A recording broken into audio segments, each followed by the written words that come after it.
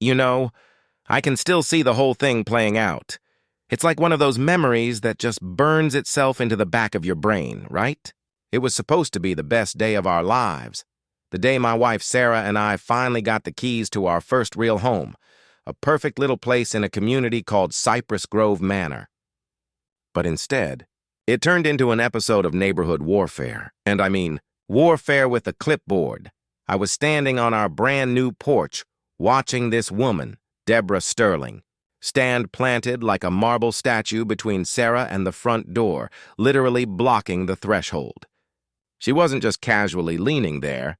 She was a human roadblock, arms crossed, chin tilted high, like she was personally defending the gates of Buckingham Palace. Her outfit was already a clue, a blindingly white pantsuit, tailored so tightly it looked painful, paired with a platinum blonde bob that didn't move even in the summer breeze. And the lipstick? A shade of aggressive crimson that honestly could have doubled as a traffic light. That was Deborah, the self-appointed queen of the Cypress Grove Homeowners Association. "I don't care what documents you think you possess," she drawled, and the sheer condescension in her voice made the bright morning air feel thick and heavy. "No one moves into this community without my personal approval, and I haven't approved you yet. You can't proceed." Sarah's grip tightened on my hand. You could feel all the excitement we'd built up over 3 months of scraping and saving and stressing. It just evaporated into confused rage. We looked down the street and every single curtain was twitching. Every blind was slightly ajar. We were the premiere show in Cypress Grove, and we hadn't even gotten a toothbrush inside yet. We thought we'd done our homework, you know? Good schools, low crime, nice yards. The real estate agent had even pitched the HOA as a positive, saying, "Oh, they're very active. They keep the property values stable and the neighborhood beautiful." What she conveniently failed to mention was that active meant Deborah treated every new resident like a petty criminal who needed to clear her personal, unofficial security check before daring to exist in her kingdom. She'd been HOA president for 7 years, and in that time, she'd turned the simple neighborhood group into her own private little regime, enforcing rules that appeared nowhere in the official bylaws and ruling through a network of nosy, scared neighbors. The morning had started so perfectly. The sun was bright, our moving truck was on time, and Sarah was absolutely glowing. That sense of perfect bliss lasted maybe 15 minutes. As soon as the movers started unloading the first sofa, Deborah materialized from behind a perfectly pruned hedge, walking across her own lawn in heels so sharp they clicked against the pavement like a funeral drum. She was armed with a heavy leather clipboard and a stuffed folder, looking like she was about to conduct an unscheduled corporate audit. "Excuse me," she shrilled, and I mean shrilled, a sound that could etch glass. "You cannot proceed. I have not reviewed your application or completed the proper vetting procedures." Marcus, the head mover, a giant guy who looked like he could bench press the truck, froze mid-step. The poor guy had the most bewildered look on his face, like, "Is this a candid camera show, man?" I tried the friendly approach first, the calm, rational, adult method. "Hi, I'm Jake. This is Sarah. I think there's a misunderstanding. We closed on the house last Friday. We're the legal owners now." I even pulled out the closing documents, the heavy, stamped papers that felt like a shield. Deborah barely glanced at them, waving them away like they were a bad smell. "I don't care what the title company said," she sneered with this incredible, breathtaking arrogance. "This is my neighborhood. You should have contacted me weeks ago. Since you didn't, you will remove your property immediately and return once you've completed the proper paperwork." The movers just looked at me. They were caught between following my direction and outright disbelief. More neighbors were gathering now, pretending to water non-existent spots on their lawns, soaking up every word like thirsty sponges. Sarah stepped forward. "And if you know my wife, you know she has this voice, measured, polite, deadly calm. The voice she uses right before she completely loses it. Ma'am, with all due respect, I think you are confused about how property ownership works," she said, her voice dropping slightly. "We own this house. We do not need your personal or the HOA's approval to move into our own home." Deborah's face flushed a deep, aggressive pink, matching her terrible lipstick. "How dare you!" she practically shrieked. "I am the president. I have the authority to keep undesirable elements from disrupting our community standards. You are not moving another box. Then she did the truly insane thing. She physically stepped in front of Marcus, who was holding a heavy carton, and placed her hand on the box, physically stopping the move. Marcus gave me this wide-eyed look that screamed, "Dude, are you going to pay me triple hazard pay for this?" "Look, lady, I don't know your drama," Marcus said, his deep voice heavy with exhaustion. "But these folks paid me to move their stuff, and that's what I'm going to do. Whatever this neighborhood nonsense is, it can wait." That was the trigger. Deborah whipped out her phone and started dialing with the dramatic flair of an old Western sheriff. "I am calling the police," she announced loudly, making sure the entire block could hear. "These people are trespassing, and this company is participating in illegal activity." That's when I snapped. All the stress, all the expense, all the excitement she had just murdered. It just flipped a switch inside me. The part of me that usually keeps the sarcasm locked away roared to the surface. "You know what, Deborah?" I said, raising my voice even louder than hers, making sure every eavesdropping neighbor had a front row seat. "You are absolutely right. We should call the police." I pulled out my own phone, dialed 911 right there on the porch, staring her dead in the eye. "911, what is your emergency?" the dispatcher asked. "Hi, I need to report harassment and the illegal obstruction of private property," I stated clearly, keeping my eyes locked on Deborah. "A woman is physically preventing my family from accessing our legally owned home and threatening our licensed movers. She is also making false reports about trespassing on our property." Deborah's face drained from that aggressive pink to a sickly, mottled white in an instant. She was still clutching her phone, but suddenly, the wind had gone completely out of her sails. She realized she had just been perfectly outmaneuvered. Around us, the neighbors were starting to smirk openly. I knew then this wasn't the first time Queen Deborah had pulled this power trip. The dispatcher confirmed officers would arrive in about 10 minutes. Deborah started rifling through her folder, muttering about regulations and procedures like she could summon authority from thin air. But every glance she shot me was pure panic and rage, a woman realizing she was, for once, not in control. "You have no idea who you're messing with," she hissed, her voice trembling. "I have connections in this town. I know people. You'll regret this." It was so perfectly, utterly comical, like watching a cartoon villain deliver their dramatic monologue before getting hit by an anvil. She was desperately clinging to a fantasy of power that was visibly crumbling in our driveway. When the police cruiser finally rolled up to the curb, Deborah's demeanor flipped like a pancake. She rushed towards the two officers with the sickening enthusiasm of someone greeting their personal cavalry. "Officers, thank goodness you're here," she cooed, her voice all syrupy innocence, a complete 180 from the screeching banshee we'd been dealing with. "These people are trying to illegally occupy a house. They're violating multiple HOA regulations and refusing to follow established procedures." The two officers stepped out. One was a young guy, Officer O'Malley, fresh-faced and clearly new to the drama. The other, Officer Ramirez, was a seasoned woman with the kind of calm, exhausted expression that comes from years of dealing with neighborhood nonsense. "Good afternoon, folks," Officer Ramirez said with professional neutrality. "We received a call about a property dispute. Can you both tell us what's going on?" I immediately handed her our life, the closing documents, the deed, our IDs, and the homeowner's insurance papers. "We bought this house, officer. Closed last Friday. This woman has been physically blocking our access, threatening our movers, and insisting we need her personal permission to live in our own home." Officer Ramirez studied the papers carefully. They were all straightforward, legal, and ironclad. Meanwhile, Deborah hovered a few feet away, clutching her precious HOA folder like it contained the Declaration of Independence.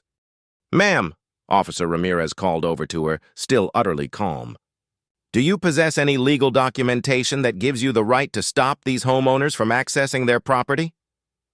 Deborah puffed out her chest, her eyes gleaming with misplaced confidence. "Right here," she declared triumphantly, pulling out a stack of bylaws. "Section 4, subsection 2, paragraph C, all new residents must go through the approval process before occupancy." The silence stretched as Officer Ramirez scanned the papers. Deborah stood there with this smug, victorious grin plastered across her face, waiting for her authority to be recognized. Then, Ramirez looked up, completely unimpressed. "Ma'am," she said evenly, "these HOA bylaws cover landscaping, paint colors, and architectural guidelines. They do not in any way grant you the authority to deny legal homeowners access to their property. You cannot legally prevent these people from moving in." Deborah's smirk instantly faltered. But I'm the president," she stammered, desperation creeping into her voice.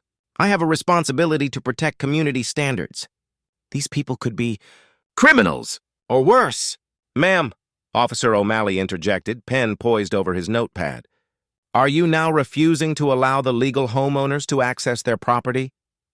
"I'm protecting this neighborhood," Deborah insisted, her voice shrill again. "Someone has to maintain standards. You can't just let anyone move in." That was the moment Officer Ramirez's patience finally ran out. "Ma'am," she said sharply, her tone now clipped and authoritative, "step away from the property right now. If you continue to interfere, you will be arrested for harassment and obstruction of private property." Deborah's eyes darted towards the crowd of neighbors, which had grown significantly. They were openly watching now, phones held up to record the spectacle. She finally retreated a few steps, towards her own immaculately trimmed lawn. "This is ridiculous." "This isn't over. I'll call my lawyer. You people have no idea what you've started." For a brief, blissful 20 minutes, it seemed like the ordeal was actually done. The movers went back to work. Officer Ramirez handed back our paperwork with a kind smile, and Sarah and I exchanged a hopeful, exhausted glance. Maybe, just maybe, we could start our life here in peace. We were naive. 20 minutes later, just as Marcus's crew was wrestling our sectional couch through the doorway, Deborah reappeared. This time she came armed like a bureaucratic bounty hunter, a long metal measuring tape, her cell phone camera, and a citation book.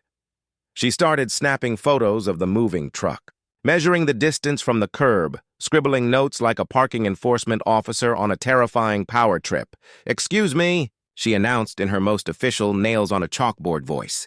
"Your moving vehicle is parked illegally. HOA regulations clearly state that commercial vehicles can't be parked on residential streets for more than 30 minutes without a permit. You have been here for over an hour." I walked over, trying to keep my voice steady, but my patience was beyond threadbare. It was non-existent. "Deborah," I said, trying to hold on to my last shred of calm, "the police were just here. They told you to leave us alone. What exactly are you doing now?" "I am enforcing legitimate HOA regulations," she snapped back, eyes shining with self-righteous vindictiveness. "This isn't about your move-in. It's about illegal parking. If that truck doesn't move right now, I am having it towed." She was already dialing a towing company. "You know what, Deborah?" I sighed, pulling out my own phone for the second time that day. A personal record I absolutely never wanted to set. "You are absolutely right. Let's involve the authorities again. 911, what is your emergency?" "Hi, this is Jake from Cypress Grove Manor again. The same woman who harassed us earlier is now trying to have our legally parked moving truck towed. She was already warned by officers, but she has escalated her harassment. This time, Officer Ramirez showed up alone, and she did not look amused. Deborah was still on the phone, trying to frantically arrange the tow, when the cruiser pulled up. The moment she saw Ramirez, the color drained from her face again. "Ma'am," Officer Ramirez said, her tone sharp as a razor, "did I not already explain that you need to leave these people alone?" "I'm not harassing anyone," Deborah defended, clutching her tape measure. "I'm enforcing parking regulations. Their truck is illegally parked, and as HOA president, I have the authority to have it removed." Officer Ramirez walked calmly to the truck, inspected everything, checked for signs, and verified the city parking codes with her dispatch. "Ma'am, this vehicle is parked legally," she said flatly. "HOA bylaws do not supersede city parking laws. You cannot tow a legally parked vehicle from a public street. If you continue to interfere, you will be arrested," Deborah sputtered, opening and closing her mouth like a beached fish. Then she made her final, fatal mistake. The desperation took over, and she dropped all pretense of procedure. I don't care what you say, she declared loudly, her voice cracking for the entire neighborhood to hear. This is my neighborhood, and I decide who gets to live here. These people are not welcome, and I'll do whatever it takes to get rid of them. Officer Ramirez looked at her, let out one long, profound sigh, and reached for her handcuffs. Ma'am, you are under arrest for harassment and obstruction of property rights. You have the right to remain silent. The look on Deborah's face was utterly priceless, pure, unadulterated shock. She finally realized her imaginary crown had been snatched away and replaced with cold, hard reality. You can't arrest me, she protested weakly as Ramirez secured the cuffs. I'm the HOA president. I was protecting the neighborhood. Being HOA president doesn't give you the right to harass people, Ramirez stated calmly, leading her towards the patrol car. As the cruiser pulled away, carrying the now silent Queen Deborah in the back seat. The crowd of neighbors, all those people hiding behind their blinds, erupted in cheers and applause. It was the most satisfying moment of public justice I have ever witnessed. Marcus and his crew finally had a clear path to finish our move. Sarah and I stood in our new driveway, hands intertwined, watching the last of our boxes go inside. Well, Sarah said with a shaky laugh, that was definitely not in any of the home buying guides we read. The fallout was glorious and swift. Deborah was hit with harassment charges that cost her over $5,000 in fines and legal fees. More importantly, the HOA held an emergency election, and she was voted out with an overwhelming majority, 87-3. The new board didn't waste any time, rewriting the bylaws to prevent any future power-hungry resident from tormenting new homeowners, and they issued a formal, written apology to us and several families who had suffered under Deborah's reign. As for Deborah, she tried to show up at the election meeting and scream that the neighborhood would collapse without her leadership, that property values would plummet, and that everyone would regret this betrayal. Security escorted her out while she ranted about conspiracies, but for the first time since signing the papers, Cypress Grove Manor finally felt like home. And it only took a police intervention, a few harassment charges, and a massive community uprising to make it so. Now, I want to hear from you. Have you ever dealt with a truly terrible HOA or a neighborhood tyrant who thought they were above the law? What line did they cross, and how did you finally shut down their power trip? Drop your stories in the comments below. Let's talk about where the line is between community rules and outright abuse of power. Don't forget to like this video and subscribe if you want to hear more stories about real-life drama and unlikely victories.